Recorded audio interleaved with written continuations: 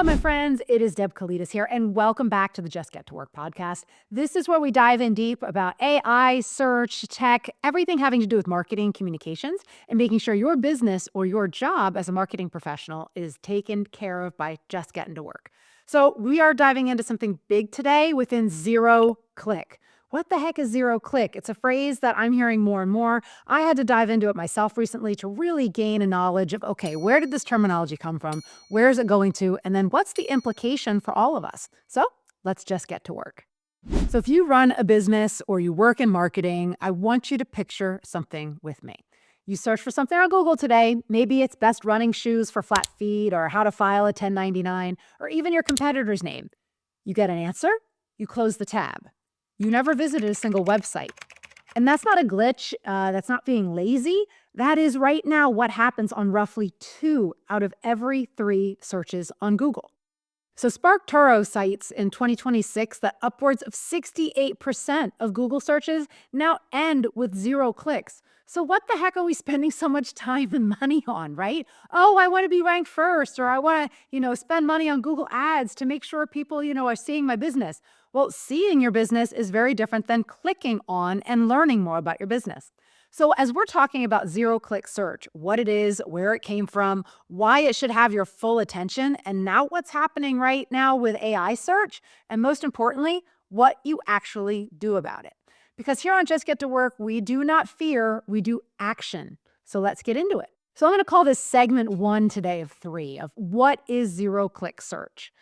Let's start simple. A zero-click search is exactly what it sounds like, and I've started to describe. A search where a user gets their answer directly on the search results page and never clicks through any website, yours or anyone else. Think about it such as, all right, you're on Google and you see it on the map, so you don't need to. Or that Google business bar pops up. Or maybe it's a review that you see. And now, of course, AI answers and other things that go on. So the last time you type something like, $15 in euro, or when's the next full moon on Google, you get a calculator, a currency converter, a date right there. No click required. And so this is all the simplest version and description of what zero click is. But it's grown way beyond unit conversions, and it now includes, featured snippets, knowledge panels, people also ask boxes, local packs, and now the big one is AI overviews. That AI generated summary that sits right atop of the results, written specifically so you don't have to go anywhere else. And we're getting really comfortable with that, aren't we, my friends? Like, oh, that's great. My brain power doesn't need any more. I'm going to stop right here.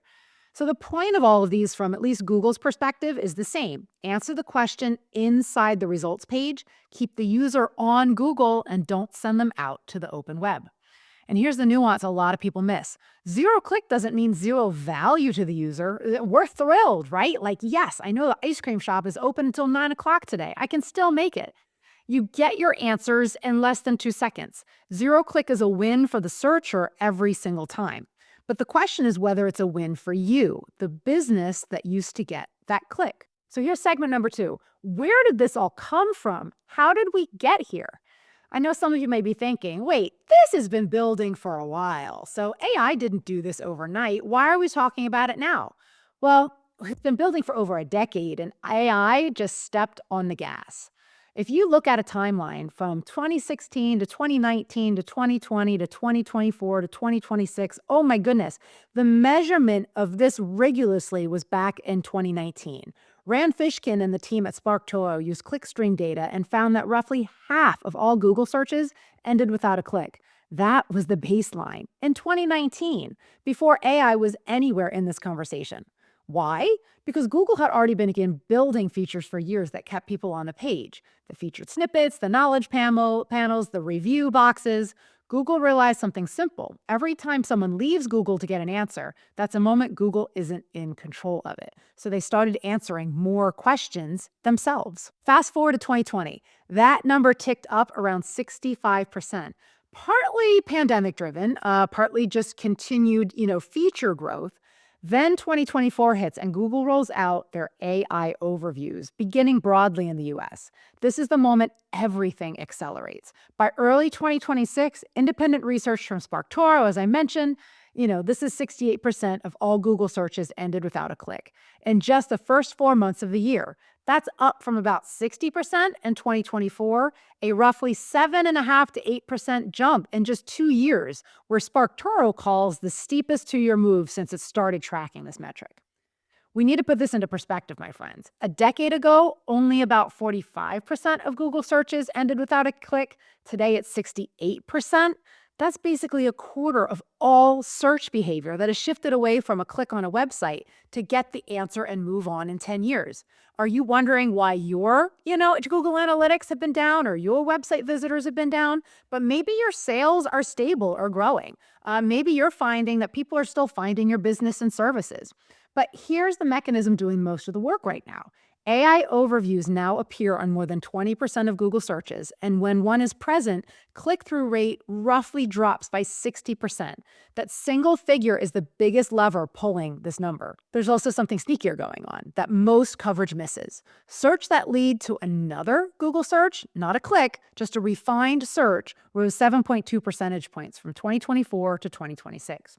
Google isn't just answering your question, it's getting better at keeping you inside Google, even when it doesn't have the perfect answer yet. It's a walled garden built on purpose. You're not supposed to exit. So where did this come from? It came from a long, deliberate trend of search engines wanting to be the destination, not the doorway. AI didn't invent that. AI just made it move 10 times faster. So here's the third segment of today. Why you need to pay attention. I want to grab you by the shoulders for a second, grab your own shoulders, shake yourself, because some of you are listening to this thinking, okay, interesting stat. What does this actually mean for my business? It means everything for how you've been measuring success. We have gone from 374 clicks to 276 clicks per 1,000 searches. That is a huge drop. This is a 60 to 68% zero-click rate that just doesn't sound like much until you translate it into actual numbers. So take every 1,000 people searching for your business. I'm going to use my strawberry farm again. Strawberry farms near me. For those 1,000 people, if that is dropping an exposure of 276 clicks as compared to what I used to get of 374, that can impact my business negatively. That's huge. Almost 100 fewer real visits for every 1,000 people who searched. So in your marketing plan, your SEO budget, your content calendar, if any of that is still built on the assumption that ranking high means traffic comes automatically, the way it did in 2019, that assumption is now breaking in real time. And it's not even across the board. It hits unevenly, which is actually important for you to know because it tells you where to focus. Informational what-ifs, how-to style content has a much higher zero-click rate than transactional searches where someone is actually ready to buy. Some research puts informational zero-click rates as high as 75 to 80%. Meanwhile, transactional and local near-me searches still drive real click-through traffic because the AI can summarize a topic, but it generally can't complete a purchase or book an appointment for the user. Yet. There's also a branded search bright spot worth knowing. Brand new queries with an AI overview actually saw a click-through rate increase.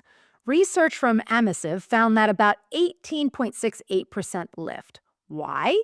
Because when someone searches your company name, the AI overview validates that you're legitimate and that user often still clicks through to actually engage with you. So here's why you need to pay attention. In one sentence, the businesses that win in this environment aren't the ones panicking about lost traffic. They're the ones that figure out which of their content was always a traffic play and which of it needs to become a visibility and citation play instead. We're going to come back to that, but that's the whole game, visibility versus citation. So what's happening with AI search right now? Let's zoom out from the zero click on Google and talk about the bigger shift, because this is where a lot of business owners get the threat assessment wrong. There are actually 3 separate things happening at once, and they move at different speeds, and I want to separate them clearly for you. First, there's AI overview. This is the live threat, today, right now. It's that AI-written summary box at the top of Google results. It appears on more than 20% of all searches and cut clicks roughly by 60% when it shows up. This is the mechanism actually eating your traffic in 2026. Then you have Google's AI mode. This is the fully conversational agent-like search experience, and here's the part that surprises people. Despite the hype, only about 0.34% of US Google searches actually went through AI mode in the first 4 months of 2026. It's barely a rounding error against that 68% number. But, and this matters, Google said it at its 2026 developer conference that AI mode had passed 1 billion monthly users, with a query volume more than doubling every quarter. So it's small today, but it's the thing to watch over the next year to 18 months. Not the thing to panic about this quarter, but we need to acknowledge the power of exponential math. Then there's the big one. Third, AI search platforms themselves, ChatGPT, Perplexity, Claude, and similar tools where people are skipping Google entirely and asking the AI direct. These platforms currently represent about 4.3% of total search volumes, but they're growing at roughly 340% year over year. And even though that search volume is small, whoa, over 65 to 80% of the population is on AI every day, beginning with those searches. And some analysts project AI search could account for over 10% of all queries by 2027. With zero-click behavior, that's 2 to 4 times higher than traditional Google search. It's all a play for who's getting the attention and the citation. Now, here's a phrase you need in your vocabulary because you're going to hear it more and more: agentic search. This is different from zero click. Zero click means a human searched and didn't click. Agentic search means the human didn't even do the searching. They handed the task to an AI agent, and the agent went and searched, compared options, and sometimes even completed an action on the human's behalf, like booking something or making a purchase. That's a categorically different shift, and it's the one quietly building in the background while everyone argues about AI overview. So what does this mean practically? It means the game is no longer just rank number 1 on Google. The game is, does the AI know who you are, trust your information, and choose to cite you? Whether that AI is Google's overview, Google's AI mode, ChatGPT, or Perplexity, that's a fundamentally different skill set than classic SEO, even though it shares some DNA with it. One honest caveat I want to give to you, because I respect you too much to oversell this. Research published in Nature Communications found that a meaningful share of AI-generated citations don't fully support the claims they're attached to. These systems are powerful, but they're not perfect, and they're not finished products. That's actually an opportunity. Being the source that's accurately and clearly cited is a competitive advantage, precisely because so much AI output today is shaky. Okay, coming in close. This is what we actually need to do about it. 5 moves, write these down. Got the paper, pen, keyboard? All right, let's go. Move number 1, resort your content into 2 buckets: traffic plays and citation plays. If a piece of content exists to answer a basic question, what is, how to, definitions, glossary style stuff, stop measuring it by sessions and start measuring it by whether AI tools are citing it. That content's job changed. Its job now is to make sure that when an AI summarizes your topic, your facts and your framing are the ones it's pulling from. Number 2, protect and grow your transactional and local content, because that's where clicks still happen. Local searches still see real website visits roughly 38% of the time, and transactional queries drive clicks in the 65 to 75% range. If someone's ready to book, buy, or visit, that intent still pulls a click. Make sure your service pages, location pages, and product pages are airtight, fast, and easy for both humans and AI crawlers to read. Move number 3, get your technical house in order so AI can actually read you. This means structured data and schema markup, making sure your content isn't trapped behind heavy JavaScript that bots can't render, and checking that you're not accidentally blocking the AI crawlers. GPT bot, Claude bot, Perplexity bot, Google extended. If a crawler can't access your content, you can produce the best content in the world, and it'll never get cited. This is foundational, unglamorous work, and it's exactly the kind of thing that gets skipped. Please don't skip it. Move number 4, double down on what AI can't easily fake: proprietary data, original opinion, and real authority. That's why I'm doing this podcast, because hey, I am real. I'm not a bot. Watch me enough and you'll see me make enough mistakes. But hey, generic summarized content is the most replaceable thing on the internet right now. It's exactly what AI is best at: compressing and replacing. What's not easily replaceable is your own research. You can own your own case studies, you're named experts at your company, original points of view. That's what earns citation instead of getting flattened into someone else's summary. Then there's move number 5, and I have found this most important in my own businesses and helping my clients. Build your brand so people search for you by name. Remember that branded query lift we talked about? Branded searches with an AI overview present actually click through more and not less. The strongest defense against a clickless internet is being a brand people deliberately go looking for. That's not an SEO tactic. That's marketing, full stop. And it's been the answer this whole time. Of this is about fighting AI search. You're not going to outstubborn 68% of all the searches. The businesses that win the next 5 years are the ones who stop measuring success by did they click and start measuring it by are we the trusted source that AI keeps pointing to? And are we the brand people seek out directly? Different scoreboard, same goal. You want to grow.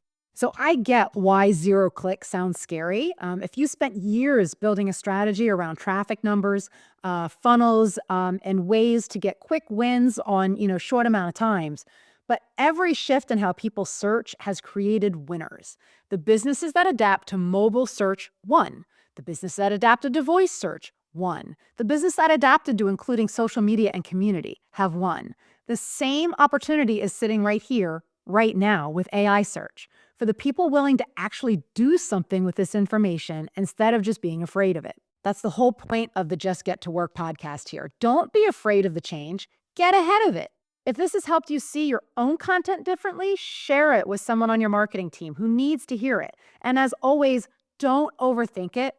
Just get to work. So my friends, if you like things here on the Just Get to Work podcast, the best thing that you can do is smash that subscribe button, like this video below, share it with a friend. Make sure that you reach out to me, Deb Colitas, at info@focuspointcom.com. I love engaging with my audience as I try to as much as possible as we grow this channel, understanding individuals that we're excited about the opportunities AI is building ahead in search and what we can do for each other and our businesses. So now, go get to work.